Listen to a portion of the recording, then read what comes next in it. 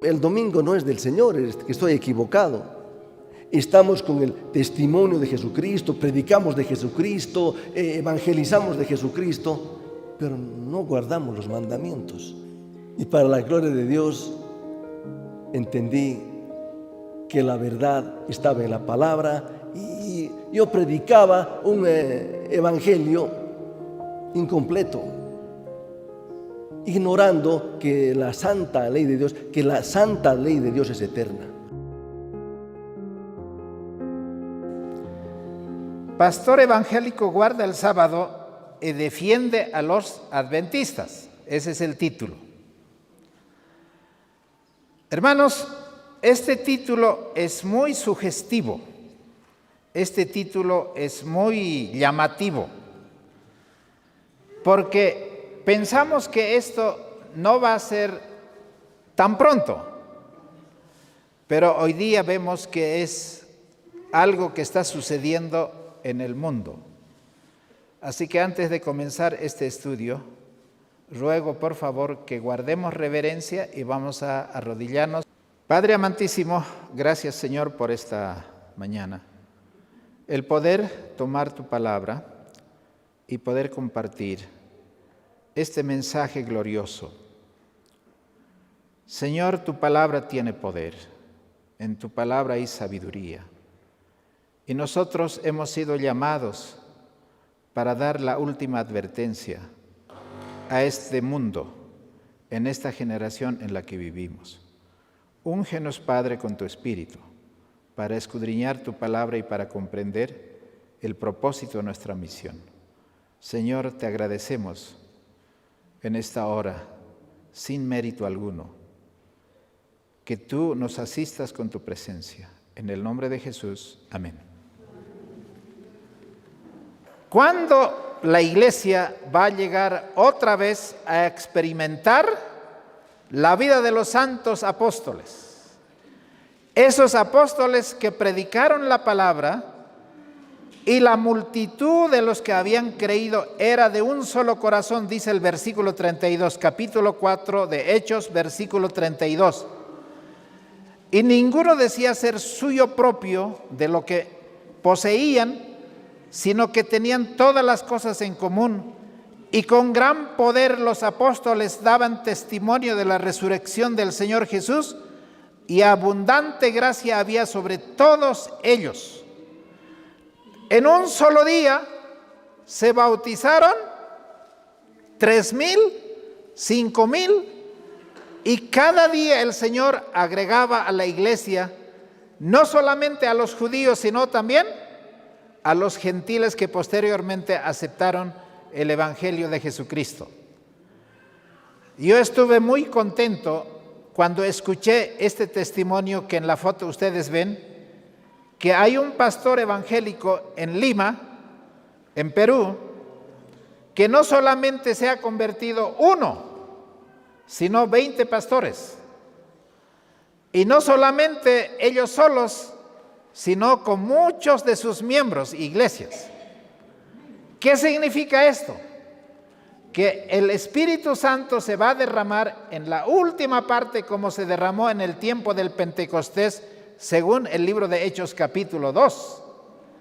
Y yo disfruto cuando veo, hablamos con la doctora Mónica Orduz de Colombia, que es una juez, y ella me dice, yo soy adventista de corazón porque a través de un libro, El Gran Conflicto de los Siglos, me lo he leído en 3 días, creo que fue que se la leyó, está en los testimonios en YouTube, y ella me dice, me gozo de ese libro, he ido a entregar a tantos jueces como he podido y abogados, y después de un tiempo, uno de los jueces que había entregado o una de las personas que le regaló el libro, 76 libros ya le había regalado, le dice, oye, doctora, ¿usted es adventista? Y ella dice, ¿cómo eso? No sé, porque el libro que está regalando es de adventista, Elena White es adventista. Ah, no sabía que era ese, para mí es un bestseller. Y entonces ella quedó sorprendida y buscó en el mapa a ver dónde había una iglesia adventista y se encontró con esta iglesia, que no era una iglesia que satisfaga, digamos, el ardor del corazón, porque los hermanos evangélicos son más fervorosos, son más expresivos, tienen ciertas características que el adventismo no lo tiene. Y entonces él me dice, cuando hablamos por teléfono, yo creo en este mensaje. Y no solamente es él, sino varios hermanos que me escriben a través de las redes sociales, son hermanos evangélicos de otras iglesias que se están agregando, pero tienen ciertos reparos con la estructura de la iglesia, pero que así en el anonimato están guardando el sábado, han aceptado la ley de Dios, han aceptado el mensaje de los 3 ángeles y están disfrutando del mensaje de la verdad presente. Y yo decía, eso está pasando en Perú, eso está pasando en Colombia, eso está pasando en Brasil, un sacerdote católico que se convierte, está pasando en otros países. ¿Y cuándo va a suceder en Bolivia?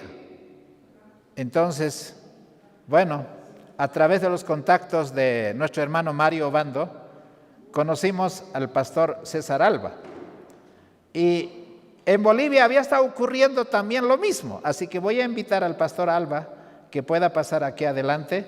Queremos un ratito escuchar su testimonio, porque en la segunda sesión tendremos una entrevista en extenso. Vamos a dar la bienvenida al pastor Alba, que el Señor se goza y los ángeles también. Bienvenido, pastor Alba. Gracias, pastor Marcelo. Un placer para mí venir a compartir mi testimonio. Pastor, ¿usted cuántos años de pastorado tiene en la iglesia evangélica? He pastoreado aproximadamente 20 años, primero con una iglesia que fundé con otros hermanos y construimos también.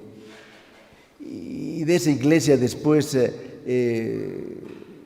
salí porque me operaron en Estados Unidos y bueno, hubo una serie de situaciones. Y cuando volvía ya había otro pastor en la iglesia, pero el Señor me dio la oportunidad de levantar otra iglesia, que ahora es el Sembrador. Y con ellos también hemos estado de domingo, como es habitual para una iglesia evangélica de domingo. Y es ahí donde he estado pastoreando en total entre las 2 iglesias como 20 años, pastor. Muy bien, ahora nosotros distribuimos unas revistas, La Última Advertencia, una revista donde explica cómo el diablo ha anulado los mandamientos, ha hecho entender a los hermanos evangélicos que la ley está clavada en la cruz, que el sábado es del Antiguo Testamento, que nosotros hoy vivimos en el tiempo de la gracia, así que el día de descanso para el tiempo de la gracia es el domingo. Cuéntanos un poquito cómo fue esa revista que le encontró, a pesar que usted ya había buscado por bastante tiempo la verdad del sábado. A ver, cuéntanos, pastor, cómo fue eso en su experiencia de encontrar la verdad.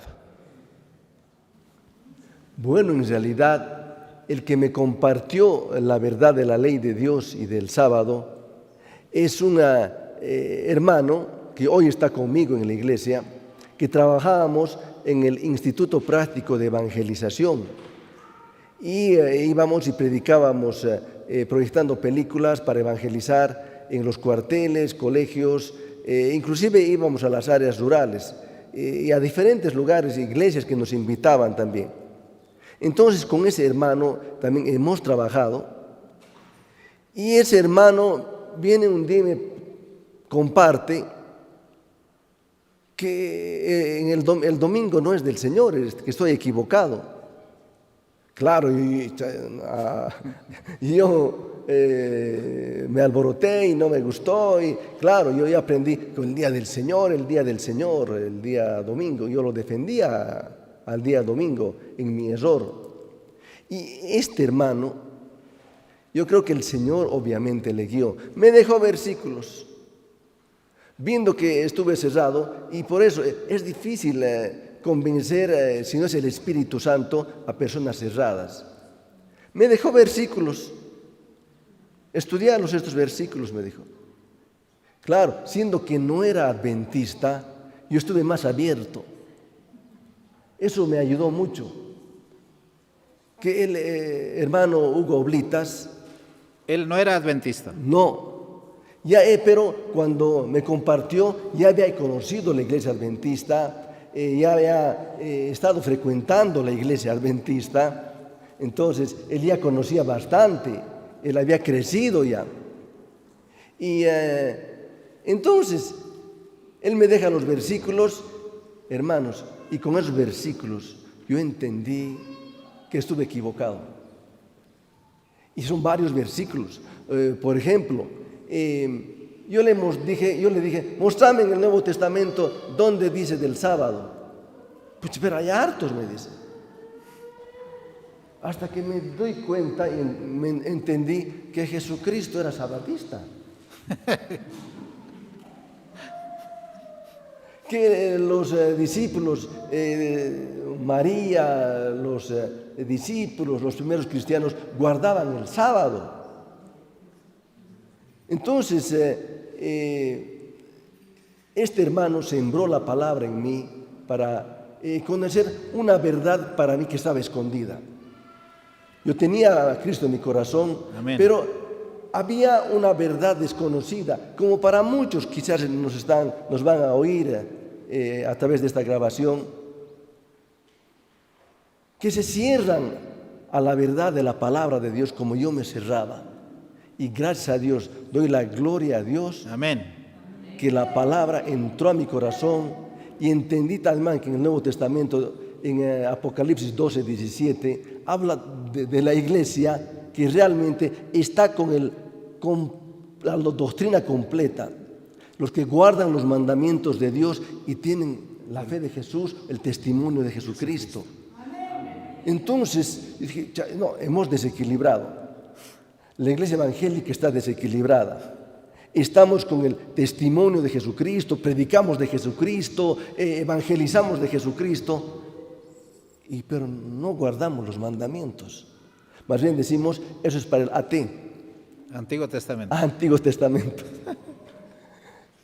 Y para la gloria de Dios, entendí que la verdad estaba en la palabra y yo predicaba, claro, un evangelio incompleto, ignorando que la santa ley de Dios es eterna. Amén. Ahora, pastor, para terminar, porque a la tarde tendremos en la segunda sesión la parte más importante, quizá el testimonio completo, pero la primera vez que yo le conocí, usted me dijo, hay una revista que nosotros distribuíamos por miles y que fue a buscar la dirección en donde distribuían, porque en la revista estaba una direccioncita así como de referencia nada más. ¿Cómo fue eso, pastor? He traído la revista, pero parte de la revista estoy buscando y no la encuentro. Que la revista, ya cuando entramos con el sembrador a la verdad del sábado, un hermano me trae, pastor, me han entregado esto, he encontrado esto, y era la revista Advertencia. Advertencia. La última advertencia. La última advertencia. Y lo tengo, lo he traído. Y en esa revista, pero prácticamente me enfocaba para mi entendimiento dónde y cuándo se cambió al domingo. Esa revista yo la fotocopié y entregué a otras personas. Este hermano Hugo Oblitas también vio, esto es bueno, me dijo. Él también me dijo, para mí también fotocopias, me dijo. Entonces fotocopiamos la revista Yo dije, debe haber un lugar para que pueda haber el original de esta revista, porque era prestadita nomás que este hermano Mario Vía me consiguió. Entonces fui al lugar que decía la revista Simeón Roncal, donde el pastor Marcelo ya me dijo que ahí nos reuníamos. Entonces fui y me dicen, no es aquí. Se han ido. Y me dijeron que ya la iglesia no está ahí. Entonces ya había salido la iglesia de ese lugar. Entonces frustrado volví a mi casa, porque dije, con esta revista yo voy a sembrar la palabra a aquellos que no quieren entender por dónde ha sido el cambio, cómo el diablo ha engañado. La revista Hoy por Hoy, todavía he prometido entregar a algunos pastores y hermanos que están en domingo enfrascados en el día del Señor. Hermanos, esa revista ha sido de mucha bendición para mí. Amén. ¿Cuántos dicen amén? El pastor Alba esta tarde tendrá una entrevista con nosotros, la segunda parte, y yo estoy feliz de conocerlo, es un siervo de Dios. Hoy estamos en el mensaje de la verdad presente. Que el Señor lo bendiga. Tome asiento, pastor. Gracias.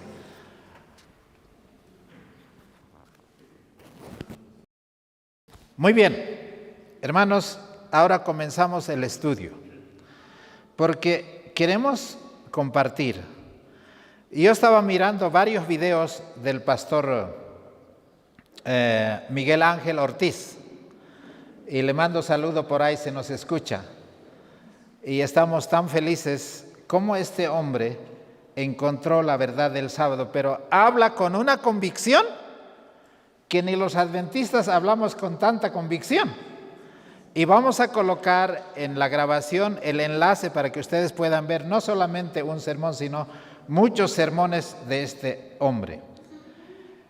En el libro de Apocalipsis, capítulo 18, dice la palabra de Dios lo que está todavía en un futuro cumplimiento. El libro de Apocalipsis, capítulo 18, versículo 1 dice así: Después de estas cosas vi otro ángel descender del cielo, teniendo gran poder, y la tierra fue alumbrada con su gloria. Hermanos, la predicación con más poder, la predicación con más fervor, con más convicción que en el día del Pentecostés, está cerquita de nosotros, pronto va a ocurrir. Y yo quiero preguntarles, ¿serán que los adventistas darán ese mensaje? ¿O serán los obreros de la hora undécima que van a dar este mensaje? Porque ellos son personas, yo por lo menos, en los momentos que he estado con los hermanos evangélicos, qué fervor, qué gozo, qué entrega, son más efusivos. Aunque no tienen ciertas verdades de la Biblia que lo han entendido mal. Y aquí dice en el libro de Apocalipsis capítulo 18, después de estas cosas vi otro ángel descender del cielo. Este es el primer ángel, este es el segundo ángel, este es el tercer ángel, ¿o cuál ángel es? El cuarto ángel. Y el cuarto ángel, porque cada iglesia tiene un ángel, ¿no es así? Cada iglesia, las 7 iglesias tiene un ángel. Escribe a la iglesia al ángel de la iglesia de la Odisea. Y la iglesia de la Odisea es esta iglesia, una iglesia tibia, una iglesia, hermanos, que tiene problemas de ceguera, tiene problemas de desnudez, tiene problemas, hermanos, de ser pobre. Aunque tiene toda la riqueza, aunque tiene el colirio a la mano, es decir, al Señor Jesús, abre mis ojos, abre mi entendimiento. Yo quiero salir de esta pobreza espiritual, de esta tibieza espiritual. ¿Y sabes qué nos van a mostrar ese camino? Estos hermanos de la hora undécima. Y muchos de ellos, Pastor César, van a ser evangélicos. Estoy segurísimo que van a ser evangélicos. Cuando yo escucho a predicar al pastor Ortiz, me lleno de celo, de gozo y de alegría, porque con ese celo, con ese gozo quiero predicar este mensaje. y la tierra fue alumbrada con su gloria. ¿Cómo va a ser, hermanos, ese mensaje? Va a ser glorioso porque esos hermanos que van a predicar el mensaje del cuarto ángel, los 3 ángeles en uno, los 3 mensajes de los 3 ángeles en uno, dice el versículo 2, y clamó fuertemente en alta voz diciendo, caída es Babilonia la grande. Yo quiero preguntarles, ¿qué es Babilonia, hermanos? ¿Qué es Babilonia? ¿Qué es Babilonia? Hermanos, Babilonia es la confusión de las iglesias, la confusión de doctrinas, la confusión de falsas enseñanzas, queriendo encontrar la salvación como en la Torre de Babel, pero que construyeron esa fe y esa salvación en los conceptos humanos. Pero en esa hora undécima, en la hora difícil de la historia, estos hombres van a escudriñar la palabra a través de una revista, como fue en el caso, o de un testimonio de este hermano Oblitas, que ya estuvo aquí con nosotros, que él le mostró y le dijo, estos versículos estudia, porque si el pastor Alba hubiera recibido de un adventista esos versículos, ni lo hubiera recibido, pero como era otro evangélico el que estaba entregándolo, lo recibió y escudriñó, y Dios abrió el entendimiento y él encontró la verdad. Ahora, hermanos, ¿cuántos recuerdan de la hermana Elvira Márquez, miembro de la iglesia del pastor César? Era su oveja. Ese vino a nuestra iglesia, a Calacala, porque encontró la verdad, y yo no conozco cuál habrá sido su testimonio, cómo llegó a conocer la verdad del sábado en la iglesia para congregarse con nosotros en Calacala. Así que el pastor César le ha persuadido a la hermana Elvira, le ha dicho, no te extravíes porque te estás yendo con una iglesia equivocada, con los adventistas. ¿Y qué le dijo la hermana Elvira? No, yo voy a ir a esta iglesia aunque usted no venga. Ahora, después de que esta hermana falleció, el pastor César puede dar testimonio diciendo, yo necesito ser firme como esa hermana para permanecer en la verdad, aunque los cielos se desplomen. ¿Podemos decir amén o no? Ahora, hermanos, las iglesias evangélicas van a caer, porque este pastor dice, ¿no? Movimiento Misionero Mundial, revisen sus doctrinas, a ver si pasa la prueba de la fe. Revisen por qué guardan el sábado, a ver si pasa la prueba de la fe. Y él dice, vengan pastores, yo soy pastor evangélico, y vengan a mí, conmigo vamos a aclarar ese asunto. No necesito a los adventistas para que vayan a aclarar ese problema de cuanto al sábado, la ley de Dios, y para que ustedes comprueben que sus doctrinas soportan la prueba de la palabra de Dios. Ahora, ¿quiénes son los que van a hacer frente a la hora de la verdad, hermanos? No van a ser quizá muchos de nosotros, porque nosotros, hermanos, tenemos muchas cosas que tenemos que desembarazarnos. Hermanos, Babilonia está por caer, está pronto a caer. ¿Y cuándo va a caer Babilonia? Hermanos, cuando se dé el último mensaje, la última advertencia, cuando se diga, este es el verdadero día de reposo, esta es la ley de Dios, este es el mensaje de la verdad presente, este es el mensaje de los 3 ángeles. Entonces se va a escuchar una voz que va a decir, salid de ella, pueblo mío. Y van a salir, hermanos, miles, hermanos. Esos hermanos van a ser, muchos de ellos sin iglesia, sin pastor, guardando el verdadero día de reposo, aceptando el mensaje de la verdad presente, así como yo he escuchado a otro hermano evangélico diciendo, yo también ahora no solo guardo el sábado, no solo acepto la ley de Dios, sino también acepto el mensaje de la Reforma Pro Salud que predican, porque yo estaba enfermo de diabetes y al aceptar el consejo y todas las recomendaciones que esa iglesia enseña, me he curado de la diabetes, ahora estoy sano para la gloria de Dios. ¿Cuántos se van a sanar? ¿Cuántos se van a convertir? ¿Cuántos se van a añadir? En un solo día se van a añadir ahora no solamente 5,000, 3,000, se van a aumentar de miles, y muchos de esos hermanos quizá ni siquiera van a ser miembros de la Iglesia Adventista. Ahora, aquí la palabra de Dios dice: caída es Babilonia la grande, y es hecha habitación de demonios. Escuchando a estos pastores predicar, dice, ¿no? Son doctrinas de jesuita que nosotros habíamos amado, son doctrinas de jesuita que habíamos practicado.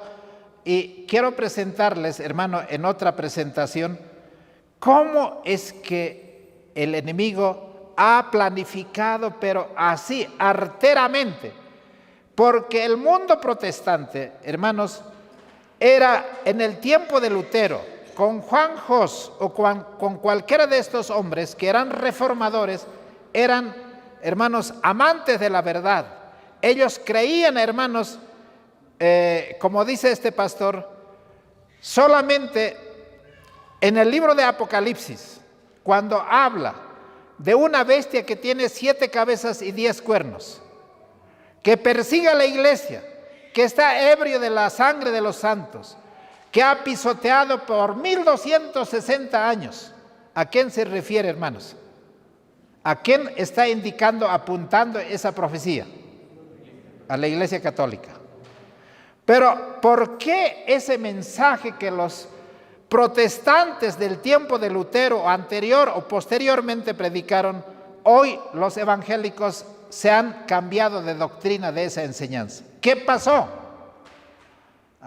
El enemigo no duerme.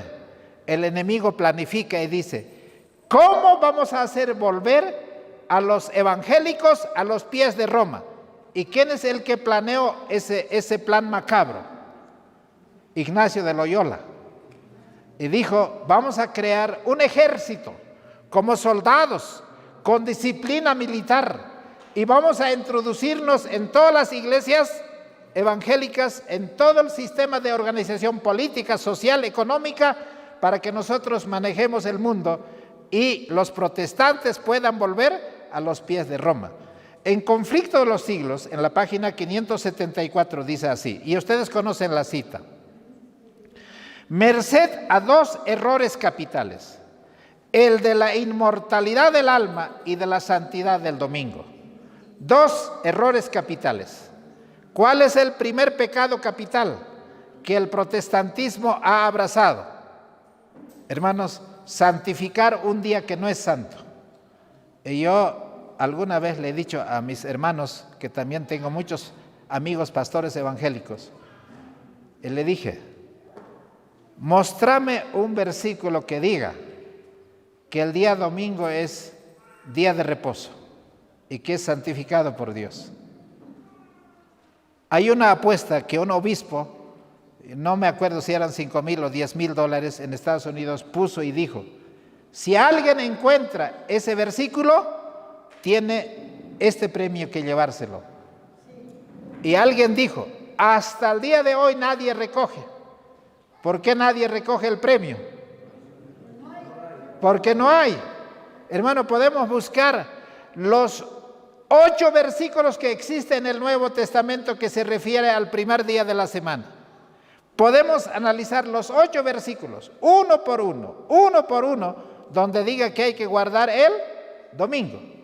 Pero esos 8 versículos se van descartando uno tras otro, y no hay con qué defender el día domingo.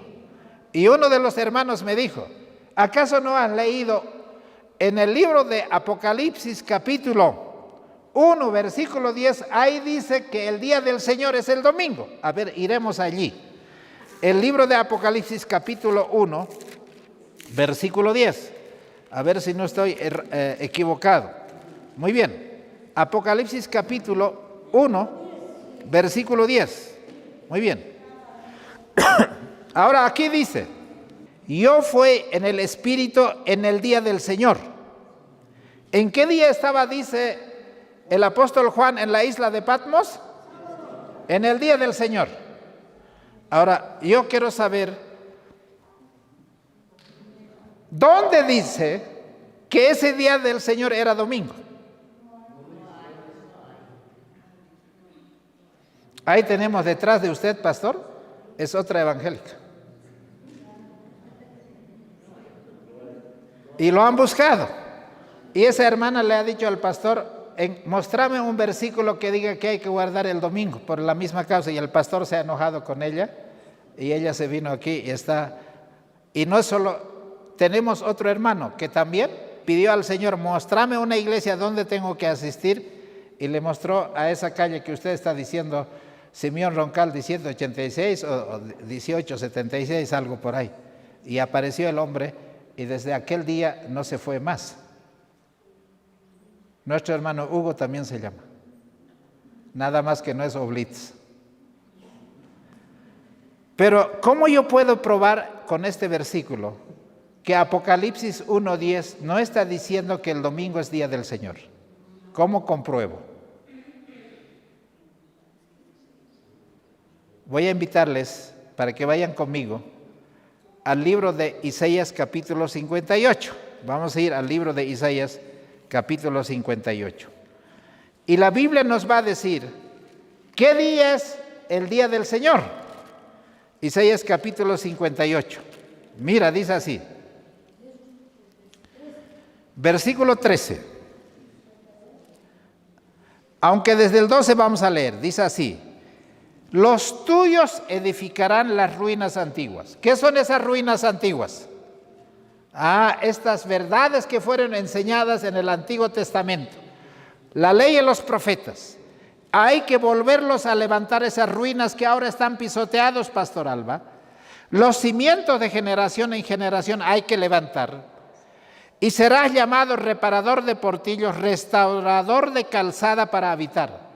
Es como Jerusalén cuando fue pisoteado y fue destruido. Pero hoy día ya no es Jerusalén física, sino es una Jerusalén espiritual donde las doctrinas están siendo pisoteadas, cimientos que fueron arruinados, que hay que levantar y hay que reparar esos portillos para aquellos cojos y ciegos y mancos puedan andar. Pero el versículo 13 dice así: si retrajeres del sábado tu pie, de hacer tu voluntad en mi día santo. ¿Qué dice, hermanos? Si retrajeres del sábado tu pie, de hacer tu voluntad en mi día santo. ¿A qué día el Señor llama mi día santo? Al sábado. Y si a uno le hacemos leer Apocalipsis 1:10 y Isaías 58:13, donde dice, no dice el domingo, inclusive en la versión 1995, la Biblia, es que yo en algún momento estuvimos con algunos traductores de sociedades bíblicas y yo le decía a ese pastor, ¿por qué ustedes no colocan el día sábado en vez de decir reposo? Antes colocaban con un asterisco por lo menos que decía al pie de la página a qué equivale a sábado. Ahora ya no colocan ni eso, sino que al contrario, un asterisco han colocado en Apocalipsis 1:10, donde dice, aquí por primera vez se menciona el día del Señor, el primer día de la semana. Usted está haciendo herejía, usted está haciendo mala traducción y eso se presta a confusión y eso es lo que el enemigo quiere.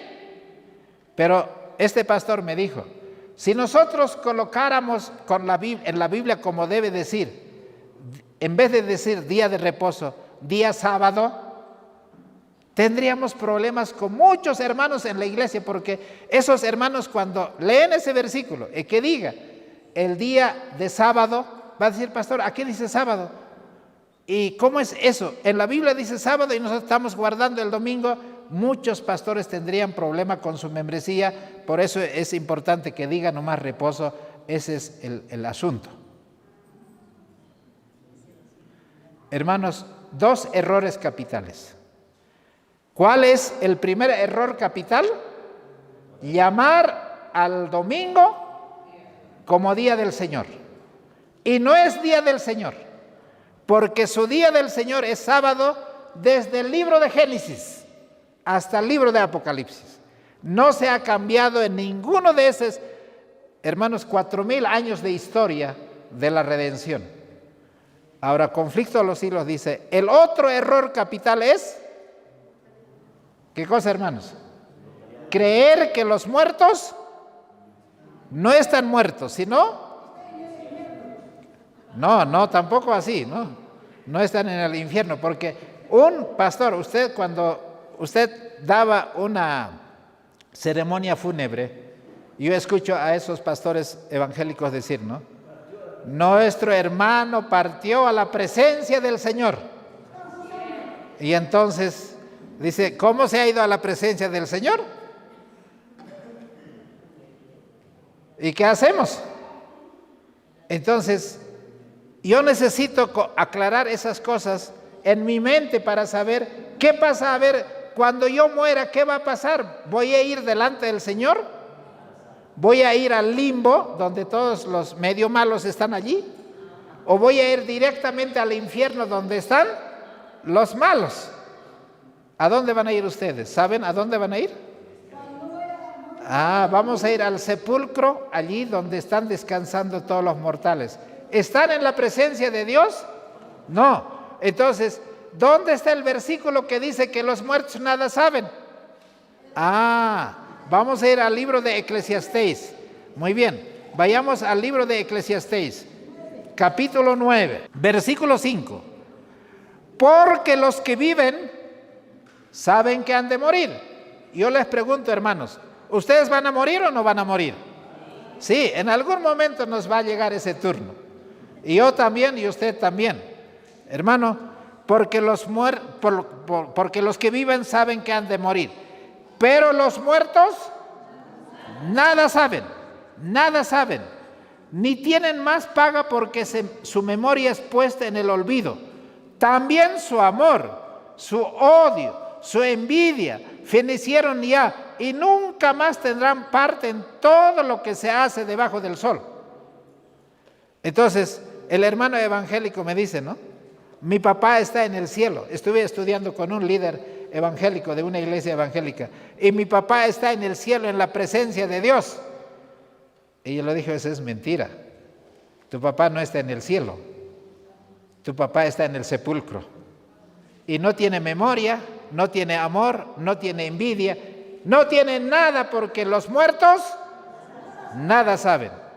Ahora, hermanos, el libro de Job, capítulo 14, vamos a ir ahí al libro de Job, capítulo 14, por favor, vayan conmigo al libro de Job, capítulo 14.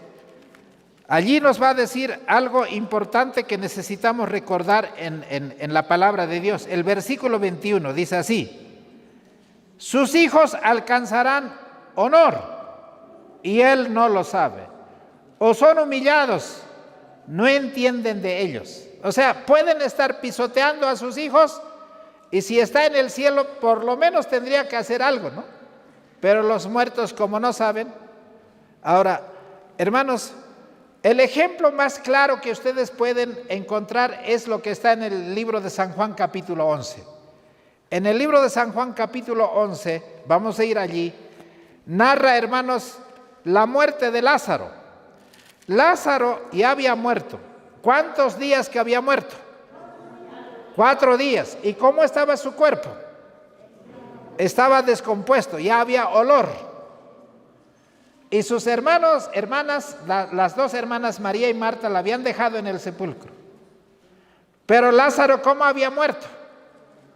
Con una enfermedad. Y Jesús dijo, esta enfermedad es para la gloria de Dios. Porque Jesús quería enseñar la realidad de la muerte en la experiencia de Lázaro. Y entonces dice así, versículo 4. Oyendo Jesús dijo, esta enfermedad no es para muerte, sino para la gloria de Dios, para que el Hijo de Dios sea glorificado por ella. ¿Cómo el Señor puede ser glorificado a través de la muerte de una persona? Y entonces, cuando él a propósito se quedó, ni siquiera fue a auxiliar a su amigo más íntimo, que se llamaba Lázaro. Y dejó pasar esos 4 días hasta que lo enterraron. Y entonces ahora Jesús dice, tenemos que ir otra vez, porque tenemos que ir a visitar a Lázaro. Versículo 11. Estas cosas dijo él y después de esto les dijo, nuestro amigo Lázaro duerme. ¿Estaba durmiendo o estaba muerto? ¿Estaba durmiendo? ¿Con qué se compara, hermanos, la muerte? Con un sueño. Hermano, yo anoche llegué después de los estudios bíblicos a las 10:30, casi 10:30. Aguanté un poquito más, me dormí y me levanté a las 3 de la mañana en punto. No tengo conciencia de esos 5 horas, nada. ¿Cómo están los muertos? ¿Están conscientes? No, no están conscientes, porque nuestro amigo Lázaro duerme y yo voy para despertarlo. Y entonces, ¿qué dijeron los discípulos? Si duerme, sano estará. Pero Jesús decía de su muerte y ellos pensaban que hablaban del reposar del sueño. Entonces Jesús les dijo claramente, Lázaro ha muerto y me alegro por vosotros que yo no haya estado allí para que creáis, más vamos a él. Hermanos, llegaron a la casa de María y Marta, versículo 19. Y muchos de los judíos habían venido a Marta y a María para consolarla por su hermano. Entonces Marta, cuando oyó que Jesús venía, salió a encontrarle, pero María se quedó sentada en casa. Marta dijo a Jesús, Señor, si hubieras estado aquí, mi hermano no habría muerto. Pero también sé ahora que todo lo que pidieres a Dios, Dios te lo dará. Jesús le dijo, tu hermano resucitará. Ahora, ¿qué significa resucitar? ¿Qué significa resucitar? Volver a vivir otra vez, eso significa resucitar. Si está medio muerto, no necesita resucitar, porque es cuestión de despertarle, decirle, ya está. Pero Jesús dice, Lázaro ha muerto. Más bien me alegro por vosotros que no hayan estado junto a Lázaro. Y entonces le dice Marta, versículo 24, cuando Jesús le dice, tu hermano resucitará, Marta le dijo, yo sé que resucitará en la resurrección, en el día. ¿Y cuál es el día postrero? Cuando suene la trompeta, en la segunda venida. Entonces, cuando suene la trompeta, los muertos en Cristo resucitarán primero. Ahí van a resucitar todos. No van a venir del cielo, no van a salir del infierno, no van a salir del purgatorio, de ninguna de esas cosas, porque los muertos nada saben. Y entonces dice así, Jesús, versículo 25, yo soy la resurrección y la vida. El que cree en mí, aunque esté muerto, vivirá. Y todo aquel que vive y cree en mí no morirá eternamente. ¿Crees esto? Ella dijo, sí, Señor, yo creo. Entonces, ahora Jesús le dice, mujer, vamos al sepulcro. ¿Para qué quieres ir al sepulcro? Ya está muerto, ya lo hemos enterrado. Y además, hiede ya. ¿Y quién quiere ir a destapar el sepulcro después de 4 días de muerto? Nadie. Entonces, cuando el versículo 32 dice, cuando María llegó a donde estaba Jesús, al verla, se postró a sus pies diciendo, Señor, si hubieses estado aquí, mi hermano no habría muerto. Jesús entonces, al verla llorando, y a los judíos que habían venido con ella también llorando, se conmovió en espíritu y se turbó, y dijo, ¿dónde lo pusiste? Le dijeron, Señor, ven y ve. Y Jesús lloró. Ahora, ¿por qué Jesús lloró? ¿Por qué lloró Jesús? Hermano, ¿qué era Adán? ¿Qué era Adán? ¿Era creado para que muera? ¿Era creado para que se enferme? ¿Era creado, hermanos, para que el cuerpo de Adán se descompusiera así como se descompuso, hermanos, putrefacto? Al ver la condición de cómo la obra de la creación de Dios había sido degradado por el pecado y por Satanás, Jesús lloró. y cómo causaba dolor y tristeza a la familia. Hermanos, ¿acaso alguna vez ustedes por un ser amado no lloraron? Hemos llorado. Y ese llanto es lo que Jesús acompañó, la consecuencia del pecado, la consecuencia de la obra de Satanás. Y después de que Jesús se secó las lágrimas, dijo a los judíos dijeron, ¿cuánto le quería a Lázaro? Y otros decían, si éste abrió el ojo de los ciegos, ¿acaso no podía venir a visitarle a Lázaro para que no se muera? ¿Cómo ha dejado que Lázaro se muera hasta que se muera? Una vez que se murió, recién vino. ¿Y nosotros qué pensamos? Que los tiempos de Jesús son imperfectos, porque si hubiera llegado más antes, Marta y María están diciendo, mi hermano no habría muerto. Pero Jesús dice, mayores cosas maravillosas vas a ver, no solo sanar de la enfermedad, sino vas a ver una cosa maravillosa. Solamente tú vas a poder contemplar que yo soy la resurrección y la vida. Dice, versículo 38, y Jesús, conmoviéndose otra vez en sí mismo, vino al sepulcro. Era una cueva y tenía una piedra puesta encima. Dijo Jesús, quitad la piedra. Marta, la hermana del que había muerto, le dijo, Señor, hiede ya. Todos se taparon y dijeron, escapemos de aquí. Este olor es insoportable. Y Jesús, ¿qué le dijo? ¿No te he dicho que si crees verás la gloria de Dios? Entonces quitaron la piedra de donde el muerto había estado puesto. Y Jesús, alzando sus ojos, dijo, Padre, gracias te doy que me has oído. Yo sabía que siempre me oyes, pero lo dije por causa de la gente que está alrededor, para que crean que tú me has enviado. Y habiendo dicho esto, clamó a gran voz. ¿Y qué dijo, hermanos? Lázaro, sal fuera. ¿Y Lázaro? ¿Cómo fue? Hermanos, yo no sé cómo habrá salido, porque estaba envuelto como un bebé que envuelven con fajas, con toda esa cosa, porque era como un sudario que estaba envuelto. Y se desató y se puso. Y entonces Lázaro dice, ¿y cómo es que estoy aquí? Jesús, ya veniste, entonces ya me has curado de la enfermedad. Se alegró que Jesús llegó y le sanó de la enfermedad, porque era el último pensamiento que tenía antes de morir. Jesús viene ya, Jesús viene ya, Jesús viene ya, espera lo que ya llega, ya quedará sano. Y con ese pensamiento, finish, murió. ¿Y con qué pensamiento resucitó?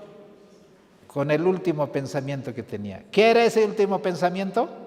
Que Jesús estaba viniendo y que ya llegó. ¿Pero tenía conciencia de esos 4 días que había muerto? A ver, vamos a solamente decir un poco así, a manera de razonamiento. Si fuera cierto que los muertos van al cielo, si Lázaro hubiera estado en el cielo, en el paraíso de Dios, que donde es todo bello, hermoso en gran manera, si hubiera venido a esta tierra en la resurrección del cielo, ¿qué hubiera dicho? Ay, Señor, ¿cómo me has traído del cielo, que yo estaba disfrutando y gozo y alegría con los ángeles, con todo eso, y a este mundo cruel, a una cueva, aquí me trajiste? Eres injusto. ¿Dijo eso Lázaro? No, porque no tenía conciencia de nada. No estaba en el cielo Lázaro. Ahora vamos a suponer que estaba en el infierno y se estaba allí haciéndose chicharrón.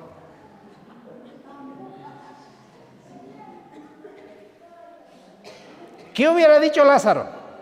Ay, gracias, Señor, porque me has salvado. Allí me estaba quemando, así de a poquito estaba ardiendo como mechero. Gracias por salvarme, gracias te doy. Les recomiendo que no pequen, que no hagan mal, porque horrible es estar en el infierno. Así hubiera dicho Lázaro. Pero Lázaro no dijo nada de eso, porque no hay conciencia. Y Lázaro dijo, qué bien que llegaste. Pero no sabía Lázaro que el Señor con su boca, con su poder, con su palabra había resucitado cuando dijo, Lázaro, a ti te digo, sal fuera. Ahora, ¿quiénes quedaron tan sorprendidos y maravillados? Mira, la Escritura dice, versículo 44, y el que había muerto salió, atadas las manos y los pies con vendas. Eso es lo que les estaba relatando. Y su rostro estaba envuelto en un sudario, ni siquiera podía ver. Jesús le dijo, desatadle y dejadle ir libre. ¿Quién se anima a desatar a un muerto? De todas esas telas, de todas esas cosas. ¿Usted se animaría?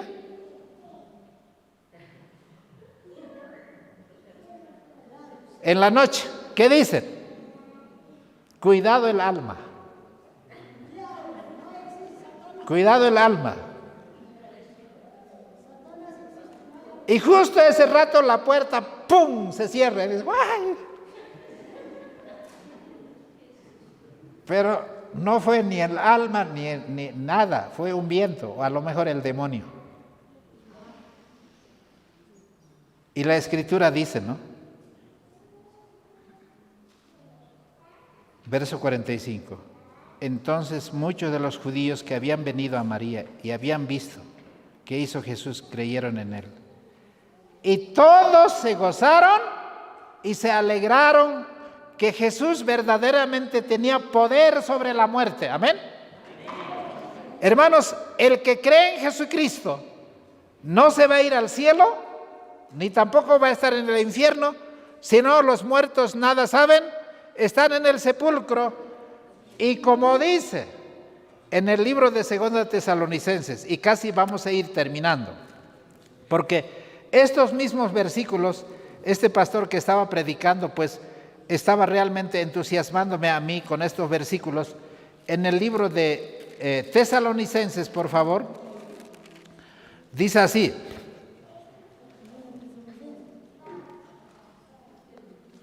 Primera Tesalonicenses capítulo 4, versículo 13. Mas no quiero, hermanos, que ignoréis acerca de los que duermen. ¿Qué palabra utiliza, hermanos? Dormir. ¿Y a quién se está refiriendo? A los muertos. Para que no os entristezcáis como los otros que no tienen esperanza. Dice que había un problema de pandemia, algo así, que los hermanos en Tesalónica estaban muriendo mucho y la gente estaba llorando y sufriendo por sus familiares que perecieron. Versículo 14. Porque si creemos que Jesús murió, Él resucitó, así también traerá Dios con Él a los que durmieron en Jesús. Por lo cual os decimos esto, por palabra del Señor, que nosotros que vivimos, que habremos quedado hasta la venida del Señor, no precederemos a los que durmieron. La palabra dice, no nos vamos a adelantar a los hermanos que han muerto, a nuestros hermanos que han muerto. Ellos están esperando en el sepulcro esa mañana de la resurrección. Cuando se va a tocar la trompeta, esos muertos van a resucitar. Nosotros seremos arrebatados a medio cielo, los muertos resucitados también a medio cielo, y recibiremos al Señor en las nubes, y de allí comenzará la procesión, hermanos, a la patria celestial. ¿Eso es lo que estamos esperando o no?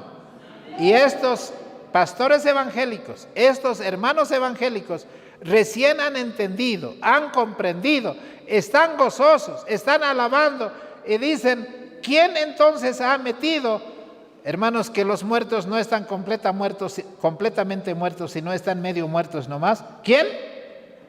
¿Quién dijo en el huerto del Edén, el día que de él comieres ciertamente no morirás?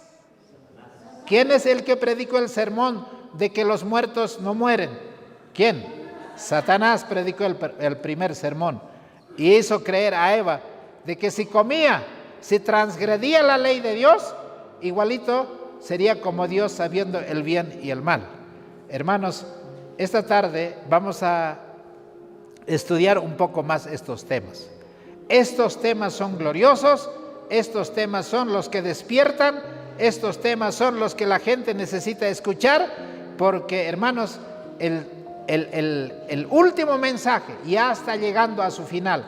Hoy estamos viendo a personas que jamás habíamos pensado que los hermanos evangélicos se convertirían junto con sus pastores y con sus iglesias, hoy tenemos, hermanos, en Cochabamba, a la Iglesia del Sembrador, creyendo en estos mensajes, en estas verdades que hoy hemos presentado según la palabra de Dios.